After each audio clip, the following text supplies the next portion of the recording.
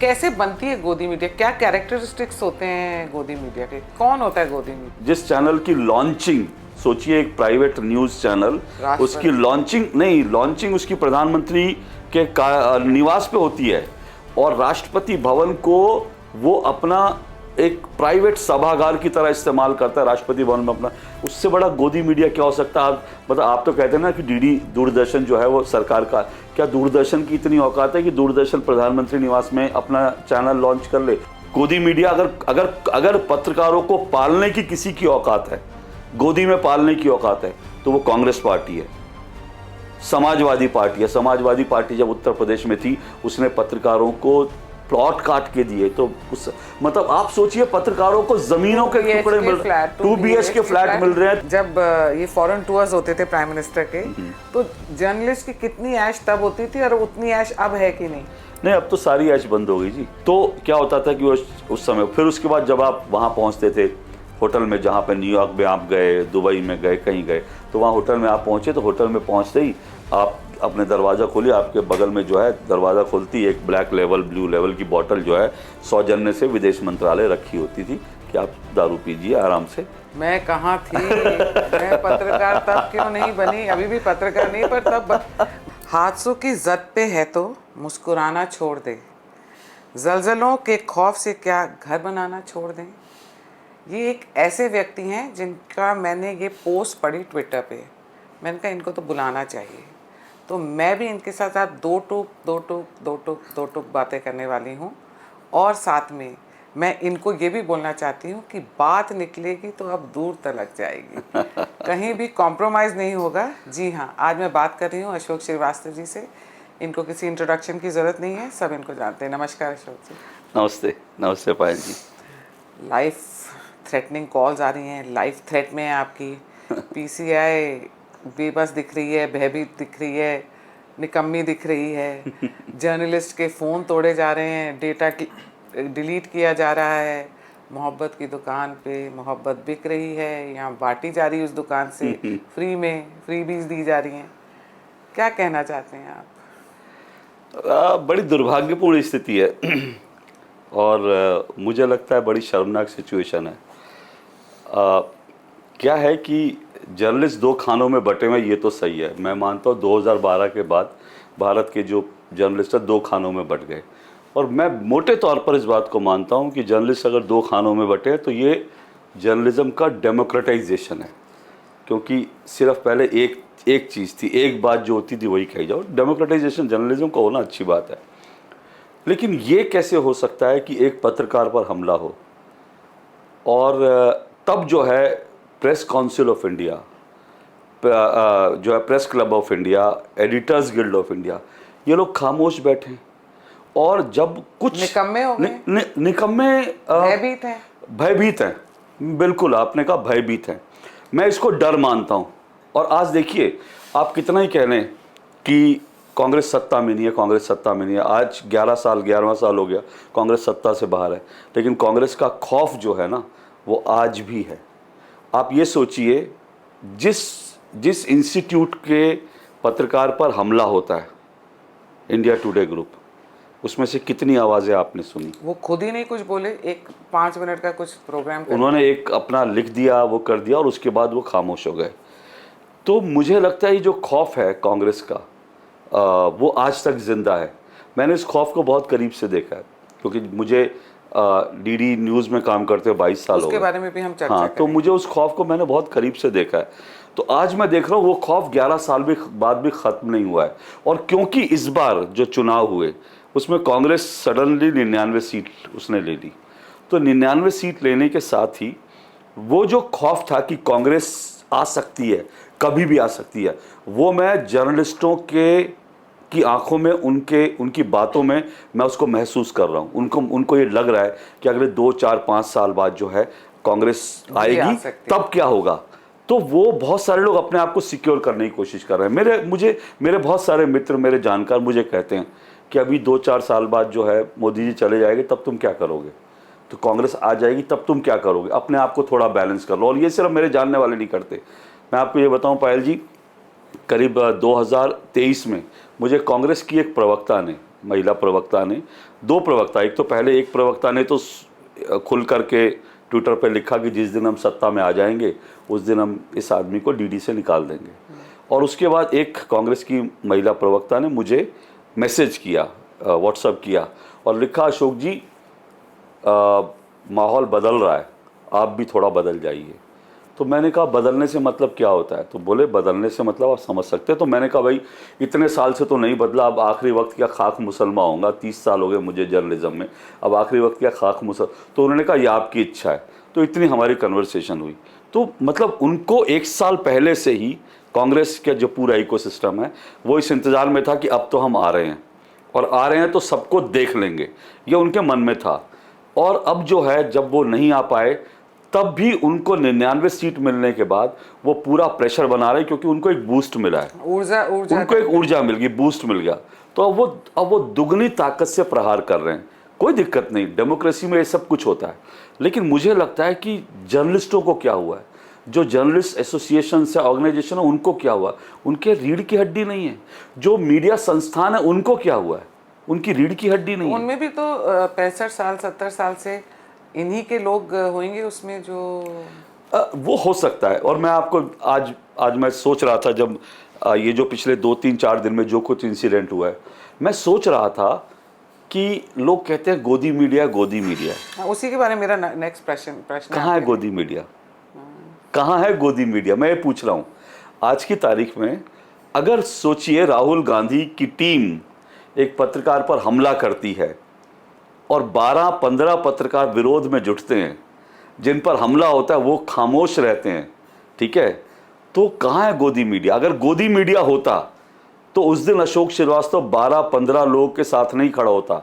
अशोक श्रीवास्तव के साथ तो, क्योंकि आप कहते हैं टाइम्स नाउ गोदी मीडिया है, आप कहते हैं आज तक गोदी मीडिया है, आप कहते हैं जो है जी न्यूज़ गोदी मीडिया, आप कहते हैं डीडी न्यूज़ गोदी मीडिया है, आप कहते हैं न्यूज़ नेशन गोदी मीडिया, आप अब कहते हैं कि एनडीटीवी भी गोदी मीडिया है। आप सोचिए इतने सारे चैनल है गोदी मीडिया वाले, और आप दुनिया भर के जितने शाम को जो प्राइम टाइम में बैठते हैं वो सारे एंकर गोदी मीडिया वाले हैं, सारे के सारे, 1-2 को छोड़ करके।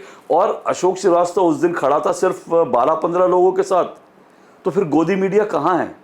तो ये जो चीज़ है ना गोदी मीडिया। और आपको मैं एक चीज़ और बताता हूँ, मैं नाम नहीं लूँगा, एक ऐसा चैनल, ले लीजिए नाम। नहीं मुझे थोड़ा सा लगता है वो पता है, नहीं मैं इसलिए नहीं ले रहा क्योंकि वो मुझे लगता है उनके लिए थोड़ी मुश्किल हो जाएगी। क्यों हो जाएगी? नहीं हो जाएगी, क्योंकि देखिए मैं अपना नकाब उतारने के लिए तैयार हूँ, आपके साथ बैठा हूँ, लेकिन मैं दूसरों का भी नकाब, लेकिन मुझे लगता है कि जिन लोगों ने मुझ पर भरोसा करके कुछ कहा, मैं उनका नकाब नहीं उतारना चाहता। वो इसलिए मैं नहीं कह रहा क्योंकि उस, हाँ एग्जैक्टली। तो जिस दिन ये सारा इंसिडेंट हुआ, मुझे एक बड़े एंकर का फ़ोन आया और उनको भी पब्लिक गोदी मीडिया कहती है, और वो उस चैनल में काम करते हैं जिस चैनल का कांग्रेस ने बहिष्कार कर रखा है। अब आप सोचिएगा, चैनल का कांग्रेस ने बहिष्कार कर रखा है, वो एंकर, उस चैनल का बड़ा एंकर जिसको गोदी मीडिया कहते हैं, उसका मेरे पास फ़ोन आया। उसने कहा अशोक भाई मैं आपके साथ आके खड़ा होना चाहता था, लेकिन मेरे चैनल ने मुझे मना कर दिया। क्या हो सकता है आप सोचिए, एक चैनल जिसको कांग्रेस ने बहिष्कार कर रखा है, वो इतनी हिम्मत नहीं जुटा सकता, वो चैनल इतनी हिम्मत नहीं जुटा सकता कि वो राहुल गांधी की टीम द्वारा पत्रकार पर हमले का विरोध कर सके। वो चैनल जिसके ऊपर हमला हो वो हिम्मत नहीं जुटा सकता। कहाँ है गोदी मीडिया? अब मुझे इसी गोदी मीडिया से आप पे सवाल पूछना है, ये एक आपके फ़ैन है, बहुत बड़े विश्वा करके हैं ट्विटर पे, जब मैंने उनको बोला मैं अशोक श्रीवास्तव जी से बात करने लगी हूँ, तो मुझे बताएं आप क्या प्रश्न पूछना सकते हैं मेरे माध्यम से, आप क्या चाहते हैं उनसे पूछना। तो उन्होंने मुझे बताया और बोला कि आप उनसे पूछिए कि ये व्हाट इज़ दिस गोदी मीडिया, क्या, हाउ इज़ इट एम्बेडेड, कि मतलब वो कैसे बनती है गोदी मीडिया, क्या कैरेक्टरिस्टिक्स होते हैं गोदी मीडिया के, कौन होता है गोदी मीडिया? हम लोग एक कार्यक्रम में बैठे थे, मैं था और हर्षवर्धन त्रिपाठी जी, वो जाने माने पत्रकार हैं। तो हम दोनों एक दिन ऐसे ही बैठ के किसी कार्यक्रम में बैठे थे, तो बात हुई कि मजाक हुआ गोदी मीडिया का। तो हर्षवर्धन त्रिपाठी ने कहा अशोक जी आपको भी यही फीलिंग होगी, और हम लोग पिछले 10 साल से ढूंढ रहे हैं कि हम किस गोदी में बैठे हैं भाई। हम कौन सी गोदी में बैठे हैं, हमको आज तक वो गोदी नहीं मिली जिसमें हम बैठे हैं। पब्लिक कहती है हम गोदी मीडिया, और हम गोदी ढूंढ रहे हैं। आप बताइए कि ये जो गोदी मीडिया टर्मिनोलॉजी है ना, मैं बार बार कहता हूँ, और मुझे इसको दोहराने में कोई वो नहीं, आपत्ति नहीं, क्योंकि आपने सवाल पूछा, नहीं तो मैं इसको कई बार कह चुका हूँ। भारत का पहला और अकेला सबसे पहला जो गोदी मीडिया जो है वो एनडीटीवी है। हाँ, पहला गोदी स्टार मीडिया। न्यूज़ भी तो स्टार न्यूज़ तो बाद में, मतलब मोटे तौर पर एनडीटीवी। जिस चैनल की लॉन्चिंग, सोचिए एक प्राइवेट न्यूज़ चैनल, उसकी लॉन्चिंग उसकी प्रधानमंत्री के निवास पे होती है और राष्ट्रपति भवन को वो अपना एक प्राइवेट सभागार की तरह इस्तेमाल करता है राष्ट्रपति भवन में अपना। उससे बड़ा गोदी मीडिया क्या हो सकता है? आप तो कहते हैं ना कि डीडी दूरदर्शन जो है वो सरकार का, क्या दूरदर्शन की इतनी औकात है कि दूरदर्शन प्रधानमंत्री निवास में अपना चैनल लॉन्च कर ले, या दूरदर्शन की इतनी औकात है राष्ट्रपति भवन में कोई कार्यक्रम कर ले? 25वीं सालगिरह पे राष्ट्रपति भवन में भी पार्टी एग्जैक्टली वहां पे हुआ प्राइवेट फंक्शन राष्ट्रपति भवन में हो रहा है, फ्री में हुआ होगा। और मैं ये भी आपको बता रहा हूँ, ये तो आपने बाद की बात देखी है, मैं तो बोल चुका हूँ कई बार, खुलकर कह चुका हूँ, और उसको लेकर कई सारे फैक्ट्स पब्लिक में है। ये एनडीटीवी चैनल जो है वो बना ही था दूरदर्शन के इक्विपमेंट्स, दूरदर्शन की फुटेज चोरी करके, दूरदर्शन के सरकार के पैसे लूट करके, सरकार को चूना लगा करके, ये पूरा एनडीटीवी चैनल। तो एनडीटीवी देश का पहला जो है गोदी मीडिया है। अब इसी एनडीटीवी का एक फ्रस्ट्रेटेड पत्रकार वो टर्मिनोलॉजी देता है गोदी मीडिया। क्यों? क्योंकि उसने जो है इतने साल तक सरकार की गोदी में, क्योंकि उनका चैनल गोदी में था तो वो भी गोदी, तो इतने साल तक वो सरकार की गोदी में फल फूल रहे थे, सरकार की गोदी में बैठ के मलाई खा रहे थे और मक्खन खा रहे थे और दूसरे ड्राई फ्रूट खा रहे थे। अब अचानक से वो मक्खन मलाई मिलनी बंद होगी, ड्राई फ्रूट मिलना बंद हो गए, तो उन्होंने कहा क्या करें? तो उन्होंने दूसरों को जो है, क्योंकि दूसरे जो बढ़ रहे थे, क्योंकि देखिए एक हुआ क्या, 2012 से पहले देश में एनडीटीवी, राजदीप, बरखा, ये सब कुछ लोग थे, ये देश के मठाधीश थे जर्नलिज्म में, इनके सामने कोई कुछ नहीं बोलता था। हम लोग तो इनको ऐसे देखते थे कि भाई ये कितने बड़े भगवान हैं, मतलब वो लोग जो कह देते थे मीडिया में वही सच होता था। अगर उन्होंने 10 साल तक ये कहा कि नरेंद्र मोदी जो है गुजरात दंगों के लिए दोषी है, तो वो 10 साल तक इस देश में वही चलता रहा। कोई विपक्ष में कोई आवाज़ नहीं थी, कोई ये नहीं कहता था कि ये गलत है। तो उन्होंने सालों तक मीडिया पर राज किया है। तो वो लोग ऐसे थे, अचानक उनके हाथ से 2012 के बाद ना चीजें छिटक गई। और मैं ये बता रहा हूं, लोग कहते हैं 2014 साल नहीं था वो, क्योंकि 2014 में नरेंद्र मोदी आए, ये ठीक है, लेकिन मीडिया के डेमोक्रेटाइजेशन होने की शुरुआत 2012 से हो गई थी। तो 2012 में जब इन लोगों को चुनौती मिलने लगी, तब इनको लगा इनकी मठाधीशी जो है खत्म हो रही है, तो इन्होंने दूसरों को गोदी मीडिया कहना, एक वो होता है ना अंगूर खट्टे हैं। अंगूर खट्टे हैं, मतलब होता है क्या है कि आप जो है एक क्रिकेट खेल रहे हैं और उसमें आप बड़े माशाल्लाह हैं, और उसके बाद जो है जैसे ही कोई दूसरा खिलाड़ी आता है वो अच्छा खेलने लगता है, आपको टीम से बाहर कर दिया जाता है, तो आप कहते हैं कि ये तो जो है इसका चाचा जो है फलाना था, ये ऐसे टीम में आ गया। स्कूल में भी तो बोलते थे मेरे को मार्क्स नहीं मिले, वो teacher doesn't like me, teacher हाँ मुझे पसंद नहीं करती थी। हमारे न्यूज़ चैनल में क्या होता है, कोई महिला एंकर आती है, अचानक से आगे बढ़ती है, तो कहते हैं कि ये जो है ना गलत रास्ते से बढ़ी है, भले ही वो कितनी प्रतिभावान हो। ये न्यूज़ चैनल्स में होता है। तो इसी तरह से की जो एक जो ईर्ष्या होती है ना, द्वेष होता है, तो वही जो है हाँ वो दूसरे को नीचे दिखाना और दिखाना कि हम बड़े क्रांतिकारी हैं। तो इसी तरह से ही गोदी मीडिया आया था। मैं फिर कह रहा हूँ, गोदी मीडिया नाम की कोई चीज़ नहीं है। जिस दिन आप देखिएगा गोदी मीडिया, अगर पत्रकारों को पालने की किसी की औकात है, गोदी में पालने की औकात है, तो वो कांग्रेस पार्टी है, समाजवादी पार्टी है। समाजवादी पार्टी जब उत्तर प्रदेश में थी, उसने पत्रकारों को प्लॉट काट के दिए, तो उस मतलब आप सोचिए पत्रकारों को जमीनों के टुकड़े मिल रहे हैं, 2 BHK फ्लैट मिल रहे हैं, 3 अब तो खैर 3 BHK हो गया होगा अब तो उनका जिनको अब 2 BHK उनका 3 BHK। तो आप प्लॉट काट के दे रहे हो, आप फ्लैट दे रहे हो, आप लोगों को विदेश दौरे करवा रहे हो, आप क्या। तो इस देश में कांग्रेस और समाजवादी पार्टी जैसी पार्टियों के अलावा किसी की हैसियत नहीं है कि गोदी में पत्रकारों को पाल सके। बीजेपी की तो कतई नहीं है। नहीं, बीजेपी के पास पैसा है पर वो ये करती नहीं है। मैं कह रहा हूँ ना, हैसियत ही नहीं है उनकी हैसियत है, हैसियत शायद पैसे से हो, हाँ। लेकिन हैसियत के अलावा दूसरी चीज भी चाहिए पायल जी। आपके पास पैसा है, सिर्फ पैसे से आप पत्रकारों को गोदी में नहीं पाल सकते। उसके लिए आपको एक मेंटली एक आपका ग्रूमिंग होती है। पत्रकारों पर हमला करके आप माफी ना मांगो, इसकी ताकत किस में हो सकती है? किसी में है क्या? अच्छा, ये पैसों का भी बहुत बड़ा खेल है इसमें, और साथ में ये जो राज्यसभा की सीट भी प्रॉमिस करते हैं। बीजेपी जर्नलिस्ट को ऐसे खुले बांटती नहीं है राज्यसभा की सीट। कांग्रेस ने तो बहुत जर्नलिस्ट को, कांग्रेस ने बहुत पत्रकारों को किया। और मैं आपको एक बात और बता दूं, मैं इस बात को बहुत अच्छी तरह से जानता हूं, इस देश में आज तो गोदी मीडिया कह रहे हैं ना, इस देश में सबसे पहले लिफाफा पत्रकारिता होती थी, लिफाफा पत्रकारिता, और उसकी शुरुआत मध्य प्रदेश में हुई थी। अर्जुन सिंह मध्य प्रदेश के मुख्यमंत्री थे, और अर्जुन सिंह क्या करते थे, अर्जुन सिंह जितने पत्रकार जो कांग्रेस बीट कवर करने, और सिर्फ मध्य प्रदेश में नहीं, दिल्ली में बैठे पत्रकारों को भी, उनकी जितनी सैलरी होती थी, उनको हर 1 तारीख को अर्जुन सिंह के दफ्तर से एक लिफाफा आता था, जिसके अंदर उनकी जो सैलरी होती थी उतनी सैलरी का उनका पे पैकेट उनका अर्जुन सिंह जी की तरफ से आता था।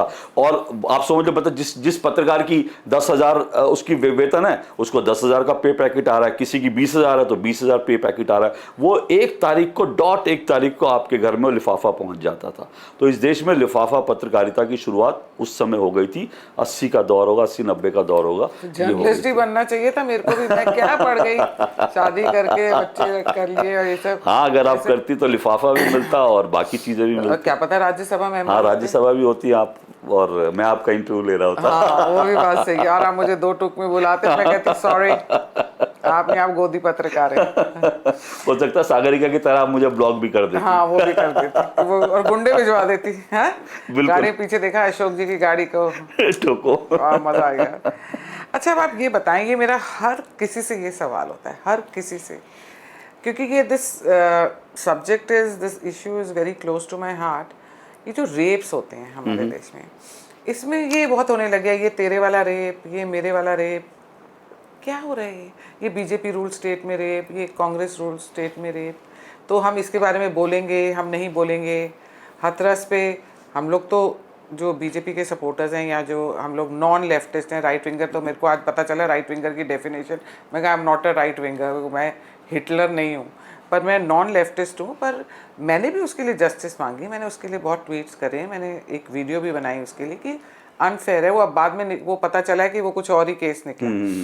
तो पर ये लोग हाथरस पे बोलते हैं, राजस्थान पे नहीं बोलते, क्योंकि वहाँ कांग्रेस रूल स्टेट था पहले। फिर ये लोग अब आरजी कर पे बिल्कुल मौन व्रत सा लिया हुआ है इन्होंने। और अगर विक्टिम हिंदू हो और रेपिस्ट किसी और कम्युनिटी का हो तो ये लोग कुछ नहीं बोलते हैं। ये क्या है, मतलब ये इन लोगों को शर्म नहीं आती है क्या? मतलब सब कुछ बेच चुके हैं अपने आप को और सब कर चुके हैं। इनकी ना चमड़ी जो है गैंडे की चमड़ी है, गैंडे की चमड़ी है इनकी। मतलब एक तो बेशर्मी होती है, और गैंडे की चमड़ी, मतलब इनको इस, मतलब देखिए हमको शर्म आती है, पता है क्या होता है। हाँ, अगर मान लीजिए कहीं, मतलब क्या होता है, कहीं पर कुछ होता है, हमको अगर लगता है कि यार कैसे हो सकता है। मतलब मैं सोचिए, मैं दूरदर्शन में हूँ, लोग मेरे को भी मेरे प्रोग्राम को लेकर कुछ कहते हैं। मैंने अपने टेलीविज़न प्रोग्राम्स में 2 टूक में एक नहीं कम से कम 20 बार मैंने बोला होगा कि बृजभूषण शरण सिंह को बीजेपी इतने समय तक ढोती रही। बृजभूषण शरण, जब पहले दिन आरोप लगा, बृजभूषण शरण सिंह को आपको कुश्ती संघ से हटा देना चाहिए था। ये हम लोग, क्योंकि हमारा ज़मीर मरा नहीं है। मुझे लगता है अगर एक आरोप लगा तो उस आदमी को आरोप साबित होने तक उसको हट जाना चाहिए। ये ठीक है, वो हो सकता है निर्दोष भी हो, मैं नहीं कहता कि वो तो जांच के बाद सामने आएगा, लेकिन इतना ज़मीर जिंदा है। इन लोगों का ज़मीर मर चुका है और इनकी चमड़ी जो है गैंडे की खाल है, इनको कोई फ़र्क नहीं पड़ता। आप देखिए, सागरिका घोष ने मुझे ब्लॉक किया था, मैं क्यों ब्लॉक किया था। वो आज सागरिका घोष जो है, जब कोई आरजी का रेप के मामले में सवाल उठा रहा था, तो ये सागरिका घोष दूसरों को धमकियां दे रही थी, पुलिस कंप्लेंट, ये पुलिस को टैग करके कि इसने ऐसा लिखा, कोलकाता पुलिस इसके खिलाफ एक्शन लो, ये करो वो करो, ये झूठ फैला रहा है। और सागरिका घोष ने एक झूठी खबर फैलाने के कारण उसने मुझे ब्लॉक किया। सागरिका घोष ने दिल्ली में कुछ साल पहले कहा कि स्पर्म के गुब्बारे मारे जा रहे हैं एक कॉलेज के बाहर। ठीक है, चलो आपको पता लगा, आपने ट्वीट कर दिया। हम लोग भी कई बार बहुत तेजी में आके गलत ट्वीट कर देते हैं। उसके बाद क्या हुआ, उसके बाद उस पूरे मामले की जांच होती है, फॉरेंसिक रिपोर्ट आती है कि कोई स्पर्म का गुब्बारा नहीं था, फॉरेंसिक रिपोर्ट आती है। It is impossible. एग्जैक्टली, मतलब ये इम्पॉसिबल ही है। लेकिन आप चलो थ्योरी के लिए आप ले आए कुछ भी करके, चंगेज खान भी नहीं कर सकता। पता नहीं सागरिका जी अगर ऐसे किसी को जानती हो तो हो सकता है वो हम नहीं जानते हो। बहरहाल, तो जब वो रिपोर्ट आई और जिसमें साबित हो गया कि सागरिका ने और बाकी लोगों ने झूठ बोला था, तो मैंने सिर्फ सागरिका घोष को वो रिपोर्ट लगाते हुए टैग करा। मैंने कहा सागरिका जी, आपने झूठ बोला था, फेक न्यूज़ फैलाई थी, कम से कम अब तो इसको डिलीट कर दो और माफ़ी मांग लो, क्या दिक्कत है। उन्होंने मुझे ना डिलीट किया ना माफ़ी मांगी, उन्होंने मुझे ब्लॉक कर दिया। मैं तो इन लोग को ब्लॉक मास्टर्स बुलाती हूँ। हाँ, ब्लॉकबस्टर हैं ये। ये लोग ब्लॉकबस्टर हैं, ये लोग ब्लॉक करके भागते हैं मैं तो तुरंत। इतने लोगों से ब्लॉक्ड हूँ, मेरे को ऐसे लगता है कि भाई तुम ही कहते हो freedom of expression and thought, तुम ही बोलते हो कि बोलने की आज़ादी होनी चाहिए, पर सिर्फ तुम्हें होनी चाहिए, हमको नहीं होनी। हमको नहीं। अब देखिए राहुल गांधी या विपक्ष जो है उनकी क्या लाइन है, वो हर जगह जाते हैं, कहते हैं सवाल पूछो सवाल पूछो सवाल पूछो, और जब बेचारे रोहित शर्मा ने सवाल पूछ लिया तो उसको आपने धुनाई कर दी। मतलब आप कहते हो सवाल पूछो, मोहब्बत की दुकान है ये। मोहब्बत का इनकी डेफिनेशन ऑफ मोहब्बत यही है। पता नहीं ये डेफिनेशन ऑफ मोहब्बत है ये क्या है, मतलब मुझे नहीं मालूम, लेकिन ये बड़ा दुर्भाग्यपूर्ण आप है। मुझे 2-3 पॉइंट्स में बताइए, मेजर बिल्कुल, जो बिल्कुल टॉप 2-3 पॉइंट्स ऐसे हों, बीजेपी के पीएम में और कांग्रेस के पीएम में क्या फ़र्क लगता है आपको? किस सेंस में? ओवरऑल लाइक एटीट्यूड टुवर्ड्स, मतलब टुवर्ड्स जर्नलिज्म ही सोच लीजिए, टुवर्ड्स जर्नलिस्ट, कि क्या होता था उनके टाइम पे, बीजेपी के पीएम के टाइम क्या होता है, और कांग्रेस के पीएम में कितनी इंटरफेरेंस है? जो मैंने देखा, मैं उस आधार पे कहता हूँ। मैं मानता हूँ डॉक्टर मनमोहन सिंह बहुत खुले दिल के आदमी थे, नरेंद्र मोदी बहुत खुले दिल के आदमी हैं, इसमें दोनों में कोई अंतर नहीं है। अटल जी तो मतलब अलग ही मीडिया वो थे। मैंने तीनों प्रधानमंत्रियों के, चाहे अटल जी हो, मनमोहन सिंह हो, नरेंद्र मोदी हो, मैंने तीनों का इंटरव्यू किया, तीनों के साथ मैंने ट्रैवल किया, और अपने बिल्कुल निजी अनुभव के आधार पर बता रहा हूँ। मनमोहन सिंह जी थे, जब मैं उनके साथ कभी ट्रैवल करता था, एसपीजी वाले हमेशा रोकते थे, एसपीजी वाले हमेशा पीएम के पास नहीं जाने देते थे, लेकिन मुझे जब भी मौका मिला मैं मनमोहन सिंह जी के पास गया, और मैंने जब भी मौका लगा मैंने इशारा किया तो वो मुझे बुला लेते थे, वो बोलते थे। लेकिन मनमोहन सिंह वो तो प्रधानमंत्री, कितने प्रधानमंत्री थे वो दुनिया जानती है। रूल कौन करता था? रूल करते थे सोनिया गांधी। अब मैं आपको बताता हूँ फ़र्क क्या, जो आप फ़र्क की बात कर रहे हैं, मैं आपको दूरदर्शन के उससे एक फ़र्क समझाता हूँ, दूरदर्शन की कार्यप्रणाली से। जब मनीष तिवारी आईएनबी मिनिस्टर थे, दूरदर्शन में मैं बार बार कहता हूँ, और कई बार मेरी कांग्रेस के प्रवक्ताओं से बहस हुई, उनको ये बात बड़ी ख़राब लगती है, क्योंकि मैं उनको जो है उनका नकाब उतार देता हूँ तो उनको बड़ा ख़राब लगती है। वो ये कहते हैं कि दूरदर्शन जो है वो कठपुतली है, भोंपू है, ऐसा वैसे। तो मैं उनको याद दिलाता हूँ कि भाई साहब 2016 से पहले दूरदर्शन पर विपक्ष को बुलाया भी नहीं जाता था। तो मैं उनको जब ये कहता हूँ तो उनको मिर्ची लग जाती है, फिर वो कहते हैं कि, और मैं कहता हूँ कि डंके की चोट पर कहता हूँ भाई साहब आप प्रूव कर दो। इंदिरा गांधी जी ने भी इमरजेंसी के टाइम दूरदर्शन का बहुत नहीं, दुरुपयोग किया। दूरदर्शन को क्या कहते थे आप सोचिए। दूरदर्शन को जब इंदिरा जी का शासन था तो दूरदर्शन को इंदिरा दर्शन कहते थे। जब राजीव गांधी आए तो दूरदर्शन का नाम बदलकर राजीव दर्शन हो गया। इसका मतलब क्या है? दूरदर्शन और को हमेशा एक प्रधानमंत्री का पिट्ठू बना के रखा हुआ। अब तो नहीं बोलते मोदी दर्शन, अब तो नहीं बोलते मोदी दर्शन। और क्यों नहीं बोलते? उसका कारण यह है कि अब हम रोज विपक्ष को बुलाते हैं। अब मैं वही आपको बता रहा हूं हुआ क्या। तो 2016 के बाद से हम रोज, हमारे डीडी में 3 घंटे फिक्स हैं जिसमें पॉलिटिकल डिबेट्स होती हैं, ओपन डिबेट होती हैं, और तीनों डिबेट में विपक्ष को बुलाया जाता है, विपक्ष को अपनी बात कहने का मौका मिलता है।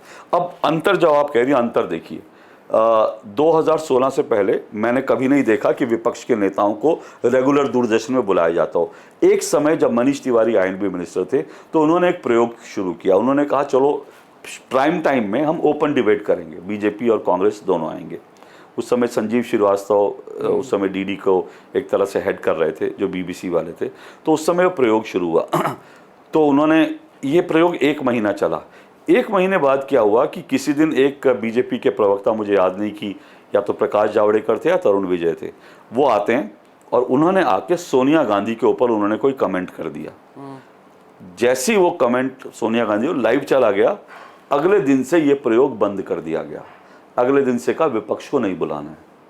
सोनिया गांधी पर एक कमेंट, मैंने कहा मनमोहन सिंह अलग थे, सोनिया गांधी अलग थी। आपने प्रधानमंत्री पूछा, लेकिन प्रधानमंत्री रूल नहीं करते थे, रूल सोनिया गांधी करती थी। मनमोहन सिंह जी के साथ तो फ्री में बहुत सारे पूरा जंकट जाता था ना? वो भी कहानी मैं आपको बताता हूँ। लेकिन होता क्या था कि अब वो प्रयोग बंद हो गया, ठीक है, सिर्फ एक बार सोनिया गांधी के खिलाफ बोलने पर। और जब मैंने 2016 में दो टूक शुरू किया, उसके बाद से मेरे प्रोग्राम में आज भी लोग आते हैं, नरेंद्र मोदी को तानाशाह बोल के जाते हैं, नरेंद्र मोदी को जुमलेबाज बोल के जाते हैं, नरेंद्र मोदी को फेंकू बोल के जाते हैं। लेकिन आज तक कभी ये नहीं हुआ कि सरकार की ओर से ये कहा गया हो कि भाई तुम इसको क्यों बुला रहे हो, इसने ऐसे शब्द बोला। आज तक कभी ऐसा नहीं हो, मुझसे कभी ये नहीं पूछा गया कि आप सामने वाला ये क्यों बोल गया। हमारे ब्यूरोक्रेट घबराते हैं, मैं आपको ये भी बता देता हूँ।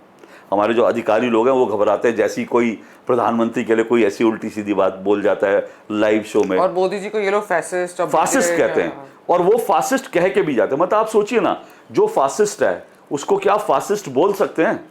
डिक्टेटर बोल सकते हैं डिक्टेटर को। हाँ। वो आप मेरे शो में सब कुछ बोल के जा रहे हैं और आप अगले दिन दोबारा आ रहे हैं, तो फिर वो फासिस्ट। तो ये फर्क था प्रधानमंत्री नहीं, सत्ता के शीर्ष पे जो था, क्योंकि सोनिया जी सत्ता के शीर्ष पे थी या नरेंद्र मोदी सत्ता के, इन दोनों का अंतर आपको। तो मुझे सवाल ही आपसे ये करना चाहिए था कि प्राइम मिनिस्टर मोदी जी में और hidden prime minister Sonia Gandhi ji में क्या फर्क था? एग्जैक्टली, बिल्कुल। तो ये फर्क वो बताइए हमें किस्सा कि जब ये फॉरेन टूर्स होते थे प्राइम मिनिस्टर के, तो जर्नलिस्ट की कितनी ऐश तब होती थी और उतनी ऐश अब है कि नहीं?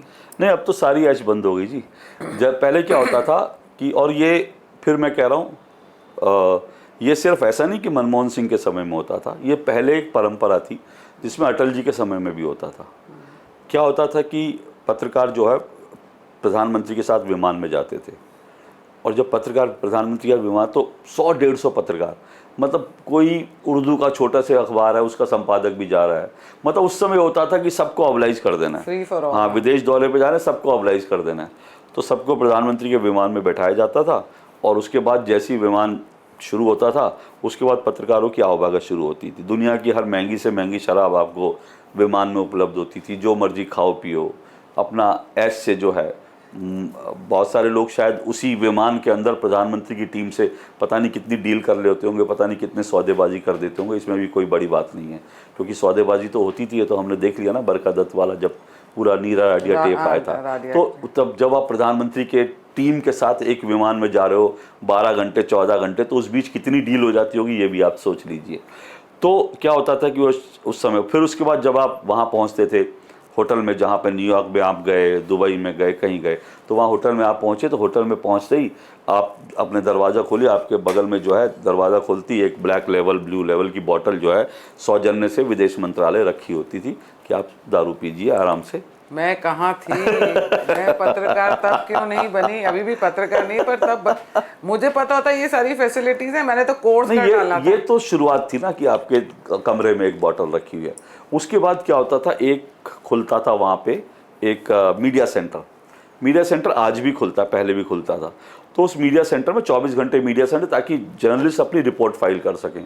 तो उनके लिए टेलीफोन, फैक्स मशीन, इंटरनेट, वो सारी व्यवस्थाएं जो है मैंने सुना लिफाफे में $500 भी होते थे शॉपिंग। नहीं, ये तो मुझे नहीं मालूम। अगर ऐसा होता तो, अगर कोई बड़ी बात नहीं है, विदेश मंत्रालय में अगर ऐसा भी होता तो मुझे नहीं मालूम, क्योंकि मुझको कभी किसी ने लिफाफा दिया नहीं, तो मुझे मालूम नहीं। मुझे भाई देखिए, आप उन टाइप के पत्रकार नहीं थे ना। नहीं तो मतलब आप गोदी पत्रकार नहीं थे ना। आप कह रही $500 तो बड़ी छोटी सी चीज है, मतलब मुझे लगता है। मैं जब आपसे कह रहा हूँ विमान के अंदर जब डीलिंग हो जाती है, वो भी तो $500 कौन सी बड़ी चीज है, जब आपको महंगी से महंगी, और शराब सिर्फ यहाँ तक नहीं मिलती थी। वो जो मीडिया सेंटर खुलता था ना, उसमें एक बार होता था। मतलब मीडिया सेंटर में खाने का, ठीक है खाना आपको देना चाहिए पत्रकारों को, कोई हर्ज नहीं है, खाना होता था, और एक बार होता था, और उस बार में भी दुनिया की महंगी से महंगी शराब होती थी। और मैंने खुद अपनी आंखों से पत्रकारों को उस बार से शराब की बोतलें अपने बैग में भरते हुए देखा है। तो आप बताइए, तो क्या जो कैबिनेट मिनिस्ट्री थी, काउंसिल ऑफ मिनिस्टर्स थे, वो सिर्फ ऐसे ही बने थे? पत्रकार ही तो चला रहे थे हमारा देश। हाँ, तो ये तो है ही पावरफुल। तो इसीलिए तो यही तो पीड़ा है इन लोगों को कि आज इनके हाथ से सत्ता चली गई। यही तो पीड़ा है इनको। ये जो जितने लोग चिल्लाते हैं, ये लोग कल तक हर चीज़, भारत की विदेश नीति क्या होगी, ये लोग तय करते थे। पाकिस्तान के साथ बातचीत होनी चाहिए नहीं होनी चाहिए, ये लोग तय करते थे। ये लोग तय करते थे कि प्रधानमंत्री क्या करे क्या नहीं करे, प्रधानमंत्री को कहाँ क्या, ये लोग तय करते थे। आज इनको प्रधानमंत्री कार्यालय में घुसने को मौका नहीं मिलता, आज इनको कोई शराब नहीं मिलती। और शराब, फिर कह रहा हूँ, ये तो एक छोटी सी चीज़ है। मैं बार बार कहता हूँ, देखिए मैं बार बार कहता हूँ, और आज मैं फिर कह रहा हूँ, इस देश में ऐसे ऐसे पत्रकार हैं जिनके आप अगर जांच करेंगी तो उनके पास न्यूयॉर्क में, दुबई में, कहाँ उनके पास फ्लैट्स हैं, अपार्टमेंट हैं, बंगलो हैं, और दिल्ली में उनके पास, दिल्ली में तो प्लॉट तो लिया ही लिया, पर उसके आसपास की जो जमीन थी जो गवर्नमेंट की, वो भी कब्जा करें। आप जांच करा लीजिए सर। मैं तो बार बार कहता हूँ, और मैं कहता हूँ सारे पत्रकारों की जांच होनी चाहिए। अगर आप जांच करवाएंगे ना, तो आपको पता चलेगा किसने क्या क्या चीज़ें, और तब आपको पता चलेगा। विलाज हैं, मतलब अरे कितने कितने एकड़ के फार्म्स हैं। हाँ, उतनी सैलरी में फार्म कहाँ बनता है? फिर पत्रकारिता करके तो नहीं बनती है, जर्नलिज्म करके तो नहीं मैं होता क्यों है। नहीं बनी उसमें? अच्छा, आप एक चीज़ मेरे से अभिजीत अय्यर बात कर रहे थे, बड़े इंटरेस्टिंग है वो। एंड वो मुझसे बोल रहे थे कि हम लोग, पता है नॉन लेफ्टिस्ट कहाँ मात खाते हैं, कि हम लोग ना पढ़ते नहीं हैं, किताबें नहीं पढ़ते। वेरएज लेफ्टिस्ट जो होते हैं वो लिबरल किताबें बहुत पढ़ते हैं, तो वो बहुत स्टोरीज बना सकते हैं और उनकी आइडियोलॉजी और पक्की होती रहती है। जैसे कि अभिजीत कहते हैं कि अगर आप मार्क्स के बारे में पढ़ लो, लेनिन के बारे में पढ़ लो, मार्क्सिज्म और कम्युनिज्म के बारे में पढ़ लो, स्टालिन के बारे में पढ़ लो, माओ के बारे में पढ़ लो, तो आपको समझ आएगा कि ये लोग करते क्या हैं, करना चाहते क्या हैं और क्या करेंगे। हम लोग यहाँ मात खा रहे हैं। Is it true? देखिए, ये जो आप कह रहे हैं बहुत पढ़ते हैं, वो लोग एक तरफा पढ़ते हैं, इसीलिए वो वही तो मैं कह अगर रही हूँ। ज्यादा पढ़ लेते हैं ना, आइडियोलॉजी पे और ठप्पा लगता हाँ, रहता है। अगर वो उनका वो दिमाग खोलकर 10 किताबें पढ़ लें ना, तो फिर वो मार्क्सिस्ट रहेंगे नहीं, लेफ्टिस्ट रहेंगे ही नहीं। जो पढ़ लिख जाता है वो लेफ्टिस्ट नहीं रहता। शहला राशिद आपके पास उदाहरण है ना, थोड़ा सा पढ़, नहीं मैं एक बात कह रहा हूँ, थोड़ा सा उसको पढ़, जो उसने कश्मीर की रियलिटी देखी, उसने पलटी मारी। अब उसके पीछे रीजन कुछ भी हो सकता है, कोई पर्सनल रीजन भी हो सकता है, लेकिन मैं कह रहा हूँ कि वो लेफ्टिस्ट कोई भी है, वो लेफ्टिस्ट रहता नहीं अगर ज़्यादा अच्छे से पढ़ लिख जाता है तो। इनको सिर्फ आइडियोलॉजी जो है वो घुट्टी में घोट कर पिलाई जाती है, लेकिन इनका पक्की कर, लेकिन इनका इकोसिस्टम बहुत मजबूत होता है। इस बात को आप वो रखिए। मैं एक इंटरव्यू देख रहा था, शहला रशीद की बात से मुझे याद आया, एक इंटरव्यू में था कि उसने बताया कि कन्हैया कुमार, शहला रशीद और ये सब जो पूरा गैंग था, और भी एक मुस्लिम एक वो था ना जो अभी जेल में है, उमर खालिद, ये सब जो है ना, ये सब अलग अलग लेफ्ट विंग की पार्टियों से जुड़े लोग थे, अलग अलग, और एक दूसरे के खिलाफ चुनाव लड़े हुए थे। लेकिन द मोमेंट इन्होंने जब नारा लगाना था भारत तेरे टुकड़े होंगे इंशाल्लाह इंशाल्लाह, अलग अलग पार्टी के बैनर पर लड़ने वाले सारे लेफ्टिस्ट एक साथ आ गए। जब उमर खालिद, अब ये जेएनयू की जो इलेक्शंस हो रहे हैं, ये सारे डिफरेंट ग्रुप्स एक तरफ आके एबीवीपी से अब जब इनको लगता है जब इनको लगता है ना कि बाहरी वाला मजबूत हो गया, तब ये एकजुट हो जाते हैं। जब ये अकेले होते हैं तब आपस में लड़ते हैं, लेकिन बाहरी हमले पे एकजुट हो जाते हैं। आपको लगता है कहीं लेफ्ट आइडियोलॉजी, जो मैं जितना समझ पाई हूँ कि लेफ्ट आइडियोलॉजी कहीं मर रही थी, मतलब खत्म हो रही थी, तो इन्होंने क्या किया, इस्लाम के साथ अपने आप को अटैच कर लिया। बिल्कुल ऐसा कुछ किया ना इन्होंने, और अब ये इस्लाम की बात करते हैं और अपने पैसे कमा रहे हैं। और एग्जैक्टली आज इनका पूरा का पूरा जो है, आप बिल्कुल सही कह रही हैं, क्योंकि अगर आज ये कट्टरपंथी इस्लाम उसके साथ ना खड़े हों तो ये मर चुके थी आइडियोलॉजी, लेकिन इन्होंने अपने आप को पुनर्जीवित किया, फिर से खड़ा किया कट्टरपंथी आइडियोलॉजी के, कट्टरपंथी मुस्लिम नेताओं के साथ खड़े होके। उनको जो कट्टरपंथी मुस्लिम मौलाना होते हैं वो पढ़े लिखे तो होते नहीं, तो उनको एक इंटेलेक्चुअल थॉट चाहिए होती है, और ये उनको वो शील्ड देते हैं। और ये लोग साथ में जो है, जब इनको भीड़ चाहिए होती है, जब उमर खालिद के लिए नारे लगाने वाली भीड़ चाहिए होती है, तो मौलाना साहब ले आएंगे, और जब मौलाना साहब को एक स्पीच चाहिए होगी तो उमर खालिद उसको प्रोवाइड कर देगा। तो ये इनका जो है गठजोड़ है, इसमें कोई दो राय नहीं। नुपुर शर्मा, सर तन से जुदा, आपको क्या लगता है अब वो ऐसी ही जिंदगी जिएगी क्या? हम हिंदू कुछ को फ्रीडम ऑफ स्पीच नहीं है, कुछ नहीं है, और उसने कुछ ऐसा भी उसने एक चीज़ का जवाब दिया था, उसने जो भी है वो सही गलत का फैसला कोर्ट करेगी, वो करके क्या वो ऐसी ही लाइफ जिएगी? क्या हम हिंदू ऐसी ही लाइफ जिएंगे डर के, प्रोटेक्शन में? क्योंकि अगर कांग्रेस की सरकार आ जाती तो इसकी सारी प्रोटेक्शन वापस ले ली जाएगी। आपको अभी डर नहीं लगता?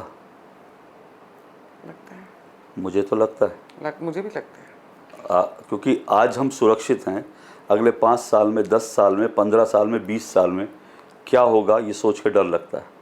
हम लोग ठीक है रह रहे हैं, लेकिन जिस तरह से डेमोग्राफी चेंज हो रही है, जिस तरह से आज हिंदुओं का एक त्यौहार है, कोई एक त्यौहार बता दीजिए जिसको पत्थरबाजी की परीक्षा से गुजर के नहीं जाना पड़ता हो।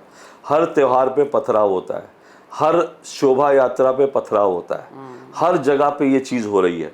तो आज भी डरे हुए हिंदू। लेकिन मुझे लगता है कि जो नुपुर शर्मा के, देखिए एक बात मैं मानता हूँ, नुपुर शर्मा एक पॉलिटिकल पार्टी की प्रवक्ता थी, तो मेरा निजी तौर पर मानना है कि वो क्या है कि उनके अंदर जो भावना थी वो बह गई, ठीक है, मैं बोली ना वो तो कोर्ट फैसला करेगा, लेकिन मुझे और क्या वो इस जिंदगी की जो वो जिंदगी जी रही है इसकी हकदार है? बिल्कुल नहीं। मैं तो अब सोचिए, लेकिन अब जो गोदी मीडिया कहते हैं, बाकी कहते हैं, मुझे इस बात की मीडिया से बहुत शिकायत है। आप वो तस्लीम रहमानी को क्यों टीवी पे बुलाते हैं रोज? आप क्यों तस्लीम रहमानी को बुलाते हैं? एक तरफ नुपुर शर्मा जी जिसकी ज़िंदगी बर्बाद होगी, वो बंद कमरे में बैठी है, और आप तस्लीम रहमानी को रोज़ बुला बुला के टीवी।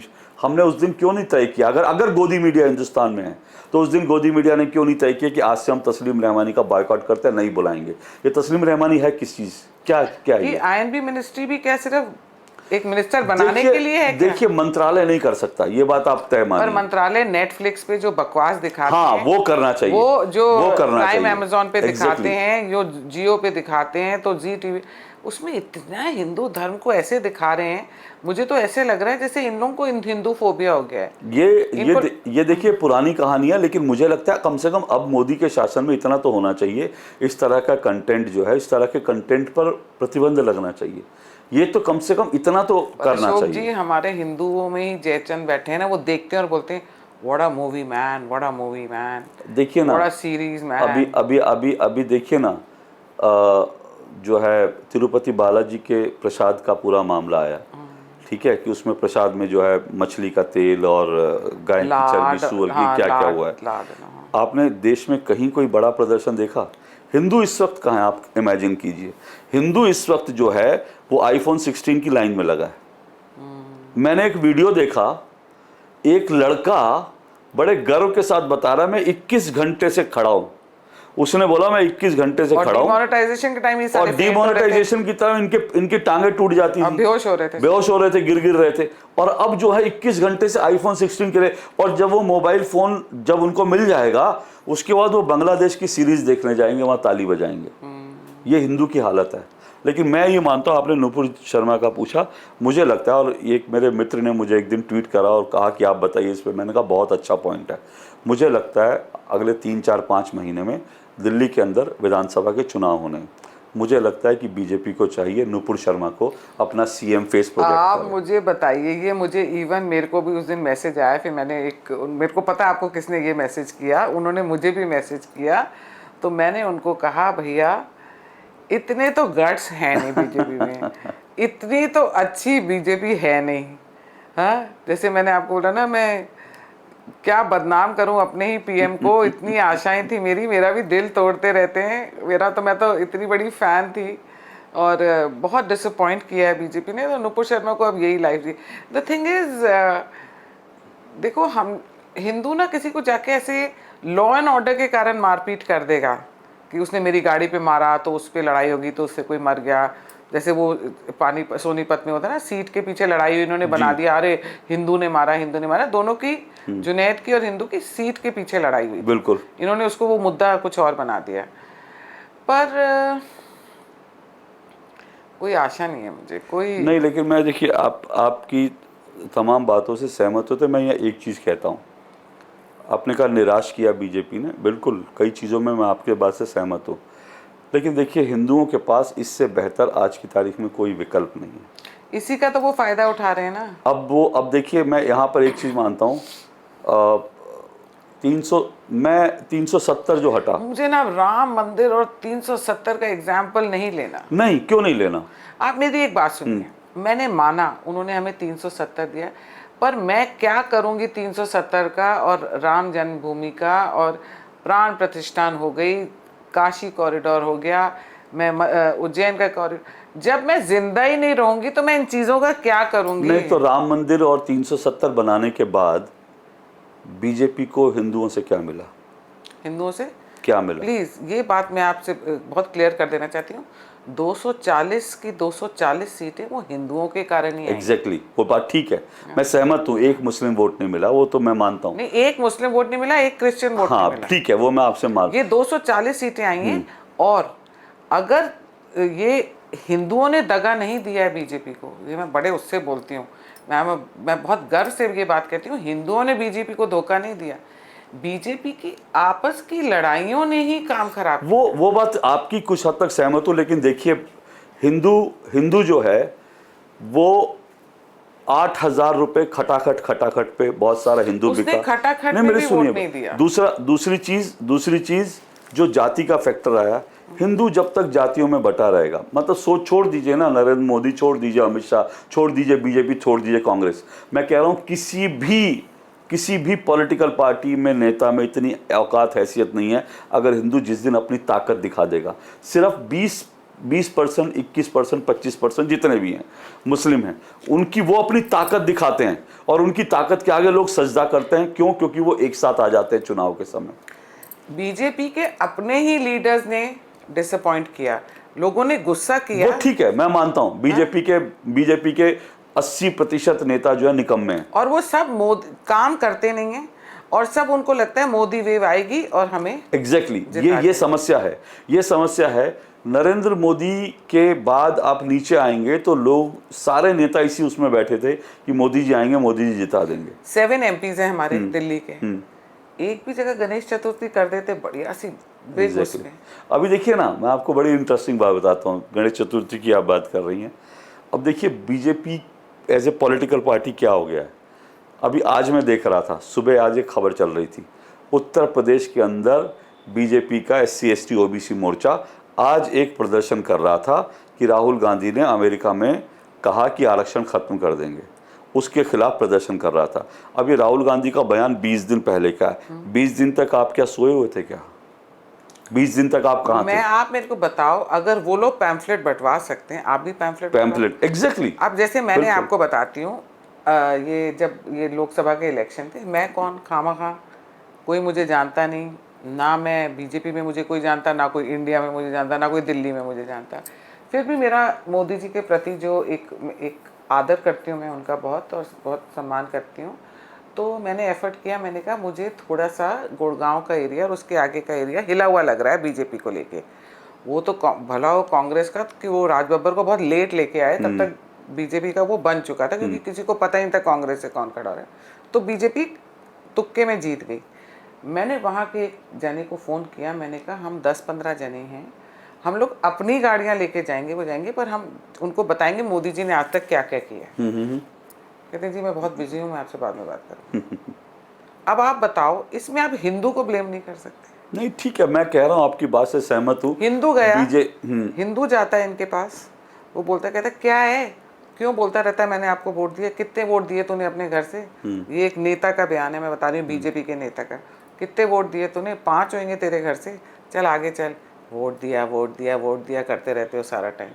नहीं देखिए, बीजेपी की लीडरशिप अगर टॉप की 2 4 5 नेताओं को छोड़ दें तो बीजेपी की लीडरशिप नीचे बहुत वीक है, इसमें कोई दो राय नहीं। ठीक है, बीजेपी के फिर कह रहा हूँ 80% नेता सांसद जो हैं, सांसद क्या करते हैं बीजेपी के समझ में? 240 सांसद है। 7 दिन फ्लड्स होते रहे भाई, इस कॉलोनी का भी चक्कर मार लो। बिल्कुल। मैं किसी को जानती हूँ, उनकी गाड़ियां बह गई हैं, उनके जब, और ये जो बड़ी बड़ी गाड़ियां होती हैं 10-10 15-15 लाख के खर्चे आते हैं उसमें। भैया तुम और कुछ नहीं, सिंपैथी देने आ जाओ, एम्पैथी देने आ जाओ, कुछ तो रिस्पॉन्स दो, कुछ तो दिखो। और जब इलेक्शन होते हैं तो सब मोदी जी के भरोसे है ना, उनको लगता है मोदी जी आएंगे, मोदी जी, तो ये सब मोदी जी के भरोसे हैं। और मुझे लगता है ये जो चीज़ है, इससे बीजेपी को उभरना होगा, और बीजेपी को थोड़ा सा ना मुझे लगता है री इन्वेंट करना पड़ेगा अपने आप को, उसके बिना गुजारा नहीं है। अरे मैं तो कहती हूँ, इतने झोले लेके जर्नलिस्ट घूम रहे हैं, क्योंकि वो इतने ईमानदार हैं, और वो इतने ज़्यादा डेडिकेटेड हैं एज जर्नलिस्ट। वो अपने आप को पत्रकार, उनको बोलते हो आप पत्रकार हैं, वो इतने मतलब गुर्बत की हालत में भी रह रहे हैं इतने उसमें। बीजेपी को तो जैसे हरियाणा में इलेक्शन है, सबको लो। आपने उनको अगर महीने के 50,000 रुपये दे दिए, 3-4 महीने के लिए, लाख रुपए पकड़ाओ, इतने पैसे हैं आपके पास, उनको पकड़ाओ, उनको बोलो गांव-गांव जाते हैं, वो आपको रिपोर्ट भी ला के देंगे, आपका इन्फ्लुएंस भी करेंगे। करती नहीं, मैंने ये 2-3 बार ये आइडिया दिया है, मतलब दे आर नॉट इंटरेस्टेड। अब उससे क्या करें? ये जो एक नया शुरू हुआ है हम लोग के लिए, हम लोग जैसे, आप लोगों का तो इतना नहीं होता, जैसे अजीत भारती हो गए, या वो तो बहुत बड़ी शख्सियत हैं, मैं ऐसे कुछ नहीं हूँ, पर 2 मिनट में FIR हो जाती है हम लोग की कुछ लिखने के लिए। ये क्या होगा इसमें, कैसे होगा ये ठीक?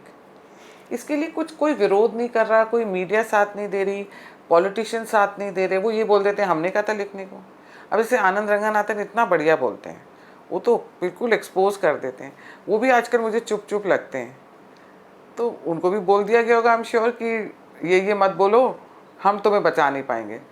तो हमारे लिए कोई नहीं, देखिए हम लोगों एक के लिए चीज़, जेल। अब मैं आपको एक चीज़ और बताता हूँ। देखिए इस बात को ध्यान रखिए, कभी मत भूलिए। आप कह रही हैं, आपकी बात से मैं सहमत हूँ, बहुत सारी बातों से सहमत हूँ, लेकिन आप ये कल्पना कर रही हैं कि नरेंद्र मोदी, मैं फिर कह रहा हूँ, मैं बीजेपी की, मैं आपको 50 वो कमी, बचाने नहीं ना नहीं आए। नहीं नहीं, हाँ। मैं आपको एक चीज़ बताता हूँ, मैं आपको ये, आप समझिए, इस बात को समझिए, नरेंद्र मोदी कितने बड़े इकोसिस्टम से लड़ रहा है, क्या आपने कल्पना की है? हाँ, वो समझ गए। ये आप, हमको सिर्फ ये लड़ाई दिख रही है जो हमारे सामने हो रही है, एक जो पीछे लड़ाई हो रही हाँ, है डीप स्टेट। उसकी हम कल्पना भी नहीं कर पा रहे। वो जो लड़ाई है वो बड़ी भयंकर लड़ाई है। देखिए हम कह सकते हैं कि भाई इस पे क्यों नहीं बोले मोदी, उस पे क्यों नहीं बोले। मोदी को अकेले यहाँ हिंदुस्तान में नहीं, उनको दुनिया की लड़ाई लड़नी है। एक पूरा डीप स्टेट, चाइना, उधर से पाकिस्तान, उधर से टर्की, कौन लोग नहीं है जो इस समय मैं आपकी भारत पूरी की। बात मानती हूँ अशोक जी, पर आप मुझे एक बात बताइए, ये तिरुपति के लड्डू का जो हुआ, ऐसी चीज़ हुई है जिसने मतलब तमिलनाडु के मतलब साउथ के जो हिंदूज हैं, जो थोड़ी दूसरी आइडियोलॉजी रखते हैं, वो तक मतलब हर किसी के दिल को ठेस पहुंची है। कई जो जैचन हिंदूज हैं वो अभी भी कहेंगे तुम कहीं वैसे नहीं खाते दक्षिण में, बकरा, तुम ये नहीं खाते तो तुम मीट नहीं खाते। उन वाले हिंदुओं की बात नहीं मैं कह रही हूँ, ट्रू हिंदूज़ को बहुत, जो रियल हिंदूज़ हैं उनको बहुत दुख पहुंचा है। ये एक हिंदू का मामला था। इस बात पे अगर गौ रक्षक कुछ गलत काम करते हैं, या अकॉर्डिंग टू मोदी जी उन्होंने गलत काम किया, तो आपने माइक पे गौ रक्षकों के लिए बोल दिया क्योंकि आप दूसरी कम्युनिटी के फेवर में बोल रहे थे। आपने हमको अपने आप को पोर्ट्रे किया है कि हम एक हिंदू पार्टी हैं। आपने हमारे वोट मंदिर मंदिर जा जाके, इलेक्शन जिस दिन लास्ट डे ऑफ इलेक्शन होता है, मंदिर जा जाके रैलीज निकाल निकाल के हमें हिंदू को जगाया है। ये आपने, that feeling was lying somewhere dormant in our hearts, इन्होंने जगाया है। उसके बाद जब आप गौ रक्षक के लिए इतना बोल सकते हैं, साध्वी प्रज्ञा को गोडसे के बारे में बोलने के लिए आप बोलते मैं कभी माफ नहीं करूंगा, इस मुद्दे पे नहीं बोलना चाहिए था। बोलना चाहिए। मेरा मेरा 100 करोड़ मेरा निजी, हिंदू है, बिल्कुल मेरा निजी तौर पर मानना है, इस पे बोलना चाहिए। इस पे तो बोलो। बिल्कुल। चलो रेप केस पे नहीं बोल रहे, आप उसको बोल देते हो ये लॉ एंड ऑर्डर है, स्टेट का प्रॉब्लम है, ये लॉ एंड ऑर्डर प्रॉब्लम है। हर चीज के पास इनके पास आंसर होता है, ये लॉ एंड ऑर्डर है, स्टेट का सब्जेक्ट है, ये हमारा इससे कोई लेना है। ये तो 100 करोड़ लोगों की आस्था का मामला है। बिल्कुल, मैं इस बात पे सहमत हूँ। ऐसी चीज़ों में मतलब कम से कम आप हमारे गार्जियन हो, तो फिर मुझे और लगता है आप अपने आप को पोर्ट्रे एज अ हिंदू, जब आप हमें राम मंदिर का एहसान जताते हो, इनका जो आईटी सेल है या इनके, वो हमें राम मंदिर का एहसान जताते हैं, तो आप हिंदू के ऊपर एहसान जता रहे हो ना। बीजेपी का आईटी सेल है। हाँ, जो भी मरा शरा है, जो भी थोड़ा अधमरा है, तो वो जो वो है, वो लोग हमको बार बार बोलते हैं और क्या चाहिए, राम मंदिर दिया, 370 दिया, ये हटाएंगे। तो अगर आप राम मंदिर का वास्ता हमें दोगे, काशी कॉरिडोर का हमें वास्ता दोगे, नहीं, आपकी शिकायतें तो इस जेन्युइन। पे देखिए मैं एज ए, जो आप एज ए हिंदू वोटर और as a dedicated Hindu voter supporter, आपकी शिकायतों से मैं बिल्कुल इत्तेफाक रखता हूँ। आपकी शिकायतें जायज़ हैं, मैं उस बात से कतई इनकार नहीं करता। आपकी शिकायतें बिल्कुल जायज़ हैं, उसमें कहीं ना कहीं एक स्टैंड आपको लेना पड़ेगा। और एक मेरी ये शिकायत है, एक आप बताएं मुझे, आप क्या सोचते हैं? आप मेरे से शिकायत कर रही हैं, अब मैं तो कोई बीजेपी का नहीं, वो नहीं, हम क्योंकि हम लोग बात कर रहे हैं ना। हाँ, ये आप गोदी मीडिया है ना। हाँ, मैं गोदी मीडिया, उसलिए आप करती हैं। इसलिए नहीं, मेरा ये बात ये मैं कर रही हूँ कि जैसे जो आता है हमारे देवी देवताओं के ऊपर अपशब्द बोल जाता है, जो आता है वो शिवलिंग के ऊपर कॉन्डम पहना देता है, जो आता है उस पर पेशाब करके चले जाता है शिवलिंग के ऊपर, जो आता है उसको लात मार के चले जाता है, जो आता है वो तोड़ देता है वो करके। ये अगर मुस्लिम्स के साथ हो या क्रिश्चियंस के साथ हो या सरदारों के साथ हो, ये हिंदू करे, तो क्या मोदी जी आवाज़ नहीं उठाएंगे? मेरे पास डेटा नहीं है, लेकिन मैं आपसे फिर एक बात बोलता हूँ। जिस सयानी घोष ने शिवलिंग को कॉन्डोम पहनाया, वो आज सांसद है, और उसके चुनाव क्षेत्र में कुछ नहीं तो कुछ नहीं 60% हिंदू होंगे। वो मुस्लिम्स के वोट से वहाँ नहीं पहुँची है, वो हिंदुओं के वोट से वहाँ पहुँची है। तो आप सोचिए कि हिंदू कहाँ खड़ा है भाई। हिंदू अपने देवी देवताओं के अपमान को भी उसको कोई फर्क नहीं पड़ता। कैसे हिंदुओं, कैसे, मतलब आप मोदी जी से शिकायत कीजिए, मोदी जी से नहीं, एक्सपेक्टेशन मेरी कीजिए। ये सिर्फ है, ये शिकायत है सिर्फ कि कोई ना कोई एक्शन लो, जैसे नहीं, समान आप क्या, नकवी ने। आप सुनिए ना, आप क्या एक्शन लेंगे? अगर उसने वो जो ट्विटर पे किया, जो कुछ किया उसने, ठीक है ना, आप ले लो एक्शन। आप क्या एक्शन वोट लेंगे? क्या कौन कर रहा है क्या, वो छोड़िए। सुनिए ना, आप क्या एक्शन लेंगे? मैं आपको अब आप ये बात कर रही हैं ना, मैं आप एक्शन लेंगे तो आपको संवैधानिक दायरे में रहकर एक्शन लेना पड़ेगा ना। आप संविधान से इतर तो नहीं जा सकते। अब मैं आपको बताता हूँ एक चीज़, आप लड्डू वाले से मैं आता हूँ। ये लड्डुओं में मिलावट हो रही थी, ठीक है। ये तो इससे साफ हो गया कि योगी आदित्यनाथ ने जो स्टैंड लिया था कि खाने की जो रेस्टोरेंट है, ढाबे हैं, वहाँ पर नाम लिखा जाए, वो सही था। क्योंकि अब हिंदुओं को लग रहा है कि हमें प्रसाद में क्या मिल गया, लेकिन आप जो रोज आते जाते खा रहे हो उसमें आपको क्या खिलाया जा रहा है आपको पता ही नहीं। और आपने प्रधानमंत्री जो इतने कट्टर हिंदू हैं और वो जिन्होंने व्रत रखा, पानी नहीं पिया जब तक प्राण प्रतिष्ठान नहीं हो सका, कितने दिन तक उनको बोला ना कि उन्होंने कुछ खाया पिया नहीं, आपने उनको भी वो लड्डू खिला दिए। नहीं नहीं, अब मैं आगे की बात सुनिए ना जो मैं कह रहा हूं। मैं आपसे ये कह रहा हूं योगी आदित्यनाथ का स्टैंड सही था। हाँ, लेकिन हुआ क्या? सुप्रीम कोर्ट ने उस पर क्या कहा? नहीं, ये चलेगा नहीं।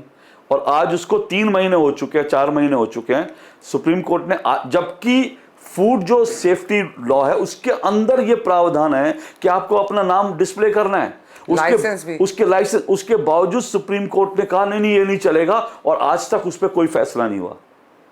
तो आप कौन से इकोसिस्टम में, आप समझ रही हैं हम कौन से इकोसिस्टम में रह रहे हैं? जब तक हिंदू खुद असर्टिव नहीं होगा तब तक ये होता रहेगा। आपको यही सब चीजें दो, क्योंकि हिंदू असर्टिव नहीं है ना, हिंदू कमजोर है। हिंदू आईफोन की लाइन में खड़ा है, हिंदू बांग्लादेश की मैच के ताली बजा रहा है। नहीं, तो आपको लगता है कि ये जो सेक्युलर हिंदूज हैं, जो सेक्युलर बुलाते हैं, लिब्रांडो हिंदूज नहीं, मैं इनके लिए एक शब्द और इजाद किया है, ये सेकुलर जिहादी हैं। हाँ, तो ये जो है सेक्युलर जिहादी, आपको लगता है समय पे जब इन लोगों की डेमोग्राफिक, वो पूरा डेमोग्राफी चेंज हो जाएगी, तो ये वाले जो हिंदू हैं ये आराम से कन्वर्ट हो जाएंगे? जाहिर सी बात है ना, जाहिर सी बात है, इनको कोई फर्क, क्योंकि इनके लिए धर्म कोई मायने नहीं रखता ना। ये देखिए, ये जो सेकुलरवाद का, और फिर मैं अब दोबारा एक चीज़ पर आता हूँ, ये जो हम लोग, ये जो आज जो सिचुएशन थे, हम जो इकोसिस्टम की बात करें, ये पायल जी आज का बनाया हुआ नहीं है, ये आज़ादी से पहले का ये इकोसिस्टम बन रहा था। आज़ादी से पहले से इकोसिस्टम तैयार हो रहा था कि कैसे हिंदुओं को जो है दबाया जाए, कैसे हिंदुओं को जो है ख़त्म किया जाए। ये तो आज़ादी से पहले से चल रहा है इकोसिस्टम। आज़ादी के बाद कांग्रेस ने इस इकोसिस्टम को मजबूत किया, फिल्मों के माध्यम से, उसके बाद इतिहास के माध्यम से, बाकी सब चीज़ों, इंटेलेक्चुअल जो माध्यम से हिंदुओं के अंदर धीरे धीरे जो उनका जो आत्मगौरव था, सम्मान था, उसको ख़त्म कर दिया गया। मैं आपको अपनी बात बता रहा हूँ, मैं छोड़ दीजिए किसी और की, मैं आपको अपनी बात बता रहा हूँ। जब तक मैं कॉलेज में था, जब तक मैंने चीज़ों को ज़्यादा पढ़ना, जानना, सीखना नहीं शुरू किया था, मुझे भगवा रंग देख करके ना चिढ़ होती थी। पूछिए क्यों होती थी? क्योंकि मैंने जितनी हिंदी फिल्में देखी थी उनमें भगवा कपड़े पहने हुआ व्यक्ति रेपिस्ट होता था, वो मंदिर में बलात्कार करता था, मंदिर में चोरी करता था, हर गलत धंधे में भगवा कपड़े तिलक लगा के करता था, और वो मेरे जहन में घुसा हुआ था। मैं कॉलेज तक में जब था, मुझे लगता था यार ये मंदिर जो है ना, मंदिर अपराध का अड्डा बना हुआ है, पंडित पैसे कमा रहा है, ये भगवा पहना हुआ चोर है, ये मेरी अपनी धारणा थी।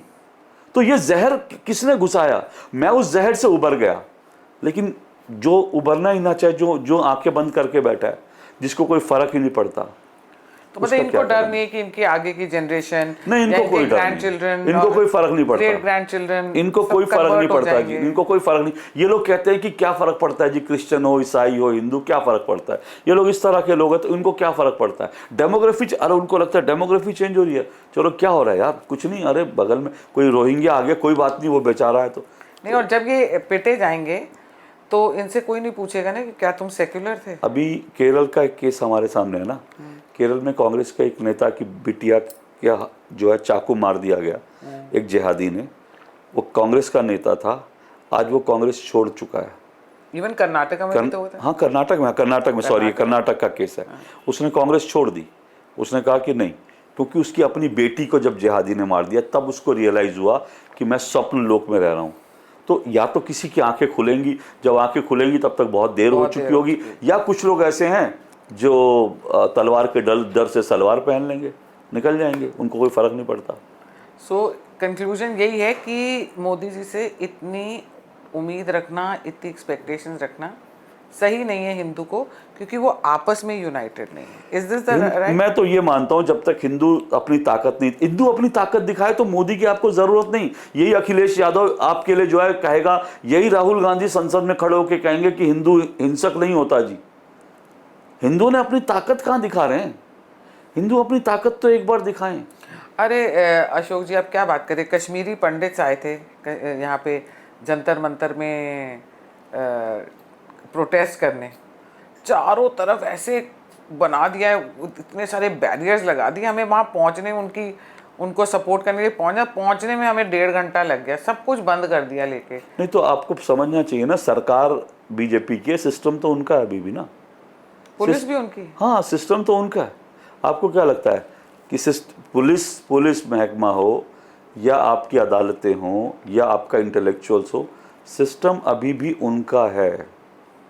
और आप उस सिस्टम, सरकार कुछ कर ले, सिस्टम पलट देता है चीज़ें ना।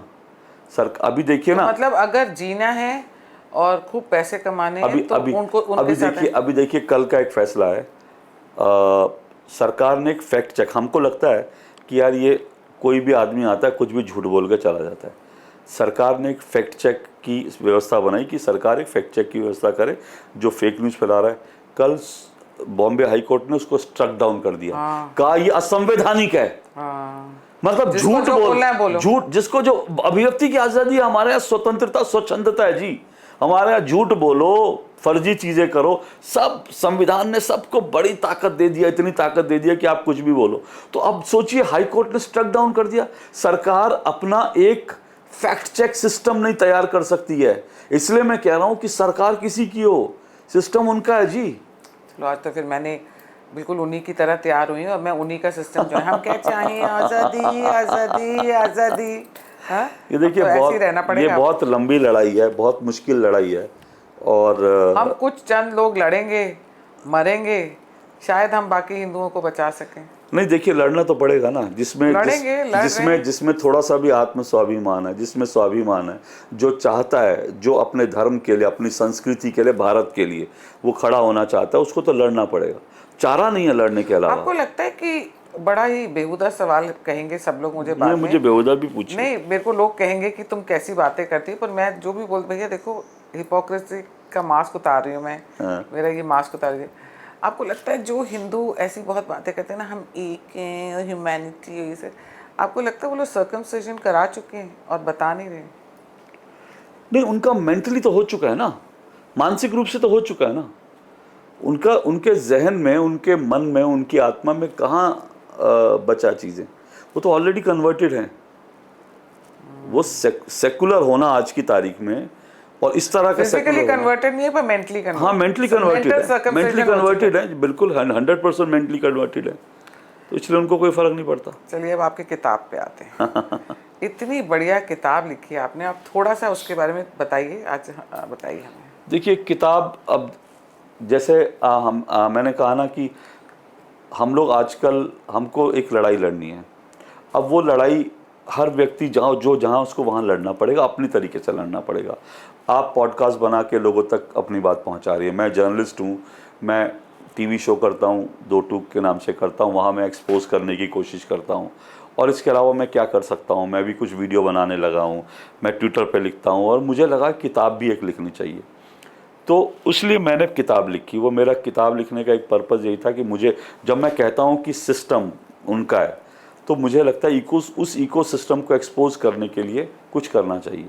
तो ये बात मेरे दिमाग में आई, तो इसलिए मैंने जो है Modi versus Khan market gang किताब ये लिखी, क्योंकि मुझे लगता है खान मार्केट गैंग जो है, इतने फेक नैरेटिव, और ये इतने फेक नैरेटिव, हम आजकल फेक नैरेटिव की दुनिया में जी रहे हैं। और मैं आपको ये भी बताऊं कि बहुत सारे लोग मुझे बोलते हैं, मेरे जानने वाले लोग बोलते हैं, और मुझे लोग कहते हैं कि मैं बहुत गुस्सा होने लगा हूँ आजकल। मुझे किसी ने कहा, आप एंग्री यंगमैन क्यों बन रहे हो, आप अकेले टेलीविज़न पे दहाड़ते हो, चिल्लाते हो, किसी को जो है आप जो है चुनौती देते हो। और मैं, लेकिन ये सब चीज़ें ना मेरे अंदर मेरे अंदर कहीं ना कुछ चीज़ें बहुत बहुत परेशान कर रही हैं। इस देश में सच बोलना भी मुश्किल हो गया है। इस देश में इतने फेक नैरेटिव, फेक चीज़ें आ गई हैं कि इस देश में सच बोलना मुश्किल हो गया है। इसलिए जब मैं अपने शो में या कहीं सच बोलता हूँ ना, और सामने वाला जब उसको सुनता नहीं है, तो कई बार मैं चिल्ला के बोलता हूँ। मुझे लगता है वो सच दुनिया को सुनना चाहिए। अब आपको एक उदाहरण देता हूँ। ये तो किताब मेरी आई ना, किताब तो मेरी अब आ चुकी। उस किताब के आने के बाद मैं आपको बताता हूँ 3 चीज़ें जो फेक अभी भी चल रही हैं। हालांकि किताब में उसका भी जिक्र है। पहलवान, जवान, किसान, ये तीनों फेक नैरेटिव पे चला। ठीक है, विनेश फोगाट क्या कहती हैं और पूरा इकोसिस्टम क्या कहता है। विनेश फोगाट को हरवा दिया गया जानबूझ के, पूरा फेक नैरेटिव। उसके बाद विनेश फोगाट चुनाव लड़ रही हैं, तो अब वो कह देती हैं कि जी पीटी उषा चाहती तो, और सिस्टम ने मेरे लिए कुछ नहीं किया। हालांकि उसके बाद तस्वीरें सामने आ चुकी हैं कि विनेश फोगाट झूठ बोल रही हैं। पीटी उषा बहुत समय तक उनके साथ खड़ी रही, उनकी बात सुनती रही, और विनेश फोगाट हरीश साल्वे ने तो केस भी लड़ा। हाँ, हरीश साल्वे ने केस लड़ा, और जो है ये कहा गया कि पीटी उषा सिर्फ फोटो खिंचवाने आई थी। आप इतनी बड़ी महान खिलाड़ी को आप कितना झूठ बोल के, ये सब क्या हो रहा है। फिर उसके बाद देखिए जवान, अग्निवीर को लेकर एक फेक नैरेटिव बनाया गया। ठीक है ना, किसानों को लेकर एक फेक नैरेटिव बनाया गया। मैंने उस किताब में लिखा है 700 किसान मारे गए। ये देश का सबसे बड़ा फेक नैरेटिव है अब तक का। और अब देखिए कंगना रनौत ने क्या गलत कहा। कंगना रनौत ने क्या कहा?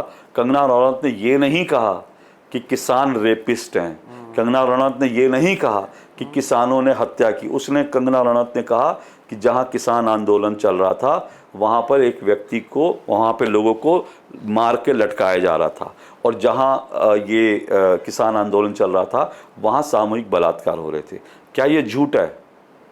बंगाल की एक लड़की तो का, वीडियोस देखी हैं बहुत, बंगाल की एक लड़की का, और खबरें हैं सारी, बंगाल की एक लड़की का सामूहिक बलात्कार होता है वहीं पर जहां किसान आंदोलन का धरना चल रहा था, उसी जगह पर। और ये बात जो नेता थे, किसान नेता थे, इंक्लूडिंग योगेंद्र यादव, उनको मालूम थी। उन्होंने 10 दिन तक इस खबर को छुपा के रखा।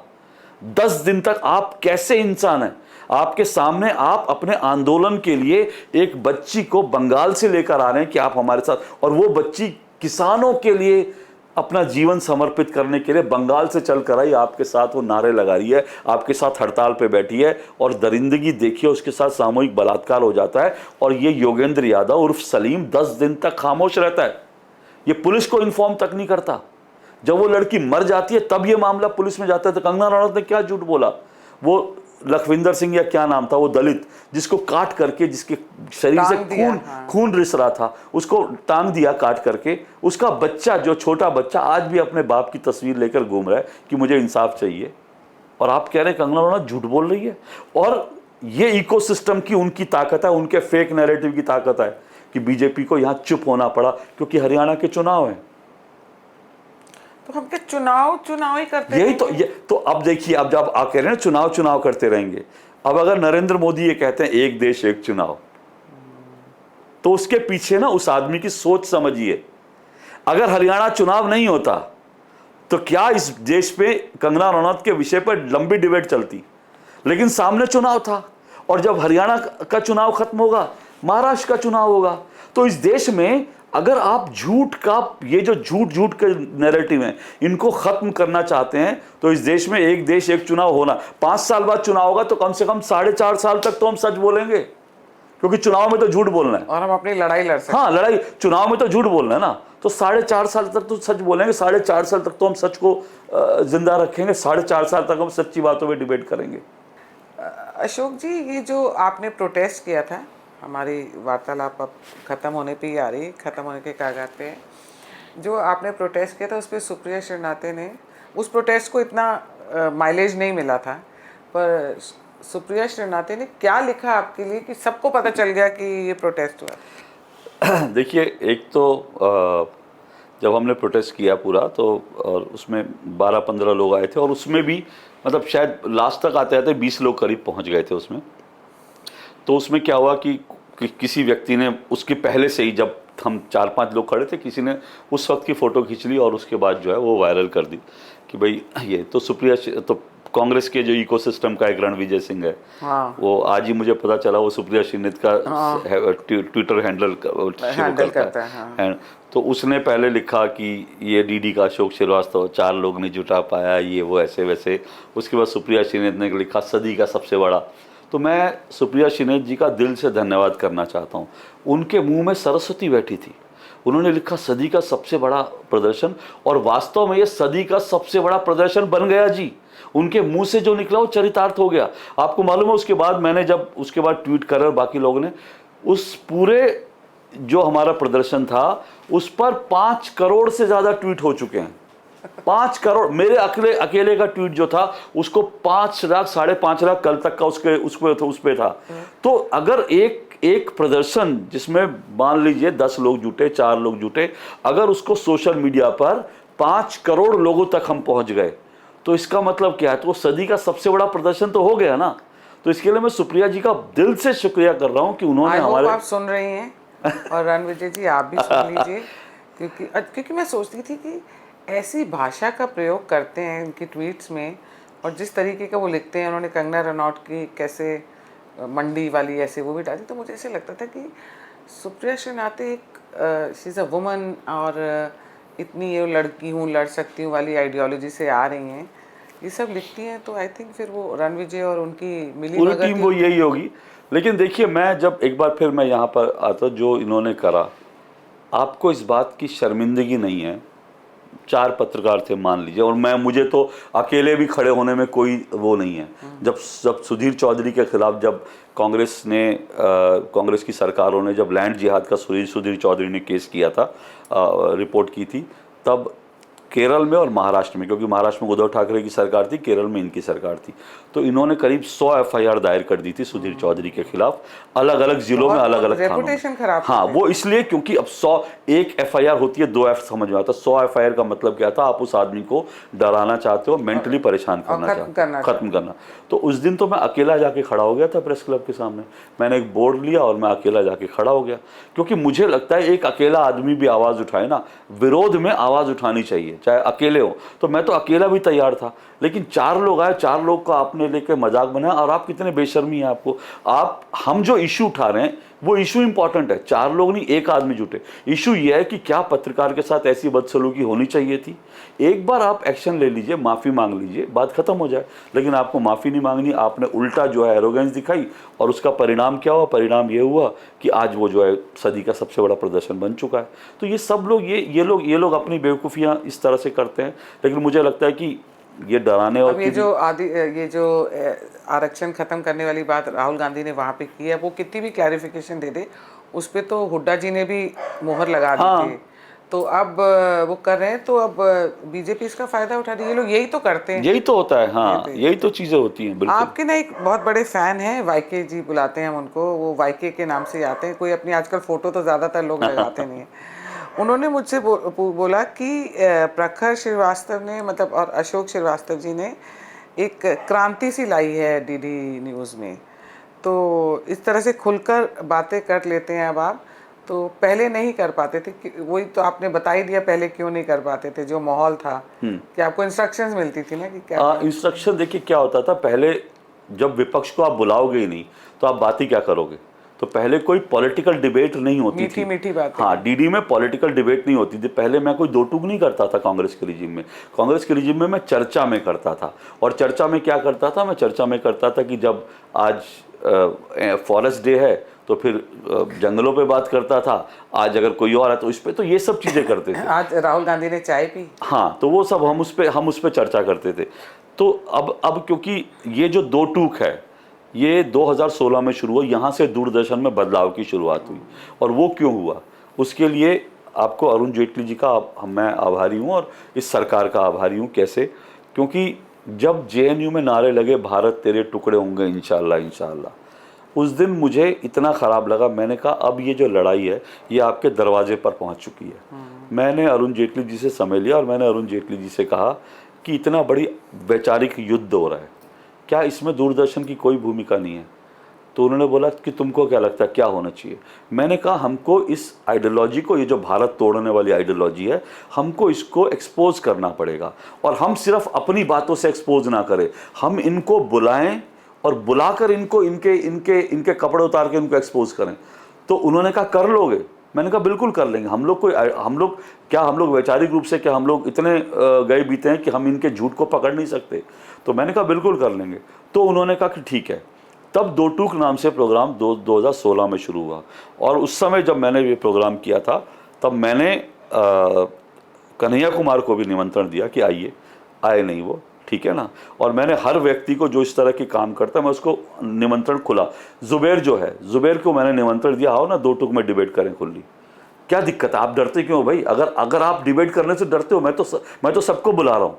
कल प्रेम कुमार को बुलाया, और अभी भी प्रेम कुमार जो कांग्रेस के साथ इस वक्त पूरे, वो मैं उसको मैं हर आधे दिन आते आधे दिन भाग जाते हैं। मैं तो सबको बुलाता हूँ, मैं कहता हूँ आओ ना खुली डिबेट करें। लेकिन ये डिबेट नहीं करते क्योंकि इनके पास सच नहीं है। तो दूरदर्शन में बदलाव की शुरुआत हुई हमने जब, और इसमें फैक्ट्स को लाकर हम कर सकते हैं। देखिए इनकी आइडियोलॉजी को हम फैक्ट्स के साथ एक्सपोज करते हैं। तो ये बदलाव की शुरुआत है दूरदर्शन में, और मुझे लगता है कि आज वो चीज़ और बढ़ गई है। आज, पहले मैं अकेला था, 2016 से लेकर 2022-23 तक मैं अकेला था, लेकिन अब जो है 5 की पंचायत रीमा करती है, वहाँ पे प्रखर जो है पूरा सच करते हैं। तो अब ऐसे कई, और विनोद मिश्र हमारे एक हैं, वो दोपहर का एक प्रोग्राम होता है, इस वक्त वो करते हैं। तो हम इसमें लगातार वो जो इशू हैं जो देश को परेशान कर रहे हैं, हम उसको उठाते हैं। और ये ताकत हमको मिली क्योंकि सरकार ने इतना खुलापन दिखाया कि सरकार अपनी आलोचना सुनने के लिए तैयार है, नरेंद्र मोदी अपनी आलोचना सुनने के लिए तैयार है। ये बदलाव वहाँ से हुआ, तो आज बहुत खुलापन आ चुका है। और एक और हैं आपके फैन, समवर्थ, वो कहते हैं जो आजकल का पॉलिटिकल सिनेरियो है, ये हमारा लास्ट क्वेश्चन हो जाएगा, दोनों कांग्रेस और BJP both are very active. हर कोई अपना नैरेटिव बना रहा है, बहुत ज़्यादा पॉलिटिक्स हो रही है, गंदगी हो रही है पॉलिटिक्स में। कहते तो जैसे जो कोई एक आम इंसान है जो मेंटली बिल्कुल स्टेबल है, जो एक मिडिल पाथ फॉलो करना चाहता है, देखना चाहता है कौन सी पार्टी क्या करी, वो कैसे इस माहौल में कैसे जज करे कि क्या हो रहा है क्या नहीं हो रहा है? संवर्त है उनका। हाँ, अब सवाल देखिए, मिडिल पाथ क्या होता है? क्या हिंदू हिंसक है, इसको स्वीकार कर लेना मिडिल पाथ है? क्या भारत तेरे टुकड़े होंगे इंशाअल्लाह इंशाअल्लाह, इसको स्वीकार कर लेना मिडिल पाथ है? क्या अफजल गुरु आतंकवादी की बरसी मनाने को स्वीकार कर लेना मिडिल पाथ है? क्या ये स्वीकार कर लेना मिडिल पाथ है कि सनातन जो है डेंगू, मलेरिया और एड्स है, इसका समूल नाश होना चाहिए? क्या ये स्वीकार कर लेना कि भारत में डेमोक्रेसी नहीं है, या क्या ये मिडिल पाथ है? क्या ये स्वीकार कर लेना कि भारत जो है वो पाकिस्तान से भी भूखा देश है, क्या इसको स्वीकार कर लेना मिडिल पाथ है? क्या इसको स्वीकार कर लेना कि भारत जो है श्रीलंका से भी ज़्यादा हैप्पीनेस इंडेक्स में हम पिछड़ गए, इसको स्वीकार कर लेना क्या मिडिल पाथ है? क्या ये स्वीकार कर लेना कि भारत में जो है अफगानिस्तान से भी ज़्यादा बुरी हालत है मीडिया की, क्या इसको स्वीकार कर लेना मिडिल पाथ है? ये लोग तो यही बोलते हैं। हाँ। तो मैं एग्जैक्टली यही कह रहा हूं, यहां पे आपको मिडिल पाथ नहीं, आप फैक्ट्स के साथ रहिए ना। अगर कोई ये कह रहा है कि भाई भारत में डेमोक्रेसी नहीं है, एक इंडेक्स आ रहा है वो कह रहा है भारत की डेमोक्रेसी, अभी कुछ दिन पहले तक श्रीलंका को भारत से हैप्पी देश, बांग्लादेश को भारत से हैप्पी देश बता दिया था ना। अब वो बांग्लादेश में हैप्पीनेस इंडेक्स दिख रहा है ना वहां पे कि क्या हो रहा है बांग्लादेश में। तो आप ऐसे इंडेक्स, ऐसी फेक नैरेटिव, आप हिंदू हिंसक होता है, ये चीजें आप मिडिल पाथ नहीं होती। आपको देखिए, बीजेपी छोड़ दीजिए, कांग्रेस छोड़ दीजिए, मैं कह रहा हूं कि इस वक्त एक आइडियोलॉजिकल लड़ाई है, और किसी पॉलिटिकल पार्टी से आपको कोई फर्क नहीं पड़ना चाहिए। मैं ये मानता हूं पॉलिटिकल पार्टियां आती हैं जाती हैं, लेकिन मैं ये कह रहा हूं इस वक्त एक आइडियोलॉजिकल वॉर हो रही है। उस वॉर में आपको समझना पड़ेगा कि आपको अपने देश के साथ हैं या देश के खिलाफ हैं। इसके अलावा कोई मिडिल पाथ नहीं। आप सोचें, कह दें कि हाँ भारत में डेमोक्रेसी नहीं है, तो मैं कह रहा हूँ आप देश के खिलाफ हैं। अगर आप कह दें कि भारत जो है वो अब पाकिस्तान से भी भूखा देश है, तो मैं कहता हूँ आप भारत के खिलाफ हैं। ये मिडिल पाथ नहीं होता जी। ये मिडिल पाथ, इस वक्त मिडिल पाथ पे चलने का वक्त नहीं है। इस वक्त भारत के साथ पॉलिटिकल पार्टी के खिलाफ बोलिए, मोदी जी की आलोचना कीजिए, बीजेपी की आलोचना कीजिए, लेकिन भगवान के लिए भारत के साथ खड़े रहिए, क्योंकि खतरा भारत के ऊपर है। नरेंद्र मोदी 5 साल रहेंगे, 10 साल रहेंगे, वो आएंगे चले जाएंगे, लेकिन भारत रहना चाहिए ना। ये देश रहना चाहिए, देश खत्म हो जाएगा। दुनिया का बहुत बड़ा इकोसिस्टम भारत को बर्बाद कर देना चाहता है। दुनिया का बहुत बड़ा इकोसिस्टम नहीं चाहता कि हिंदू सम्मान के साथ जी सके। दुनिया का बहुत बड़ा इकोसिस्टम नहीं चाहता कि हिंदू जो है, हिंदू अपनी संस्कृति पर, अपने संस्कारों पर, अपने पुरातन जो उसके पास जो एक जज्बा था, जो उसके एक गर्व था, हिंदू वहां लौटे। दुनिया का इकोसिस्टम नहीं चाहता। इसीलिए तो भारत का बंटवारा हुआ था ना। हिंदुओं को कमजोर करने के लिए, भारत को कमजोर करने के लिए भारत का बंटवारा हुआ था। एक बार फिर से भारत का बंटवारा करना चाहते हैं, वो भारत को तोड़ना चाहते हैं, कमजोर करना चाहते हैं। उस इकोसिस्टम से लड़ने के लिए कोई मिडिल पाथ नहीं है। एक ही रास्ता है और वो रास्ता है कि भारत के साथ खड़े रहिए। देखिए आप लोग, और मुझे खुद बताइए कमेंट करके भी, जब ये यूट्यूब पे मैं ये इंटरव्यू डालूंगी। और मेरे हिसाब से तो बेबाक होके अशोक जी ने जवाब दिया है। और दो टूक सवाल करते करते मैंने इनको टुक ही करके सारे ही सवाल पूछ लिए हैं। थैंक यू सो मच, धन्यवाद। Thank you.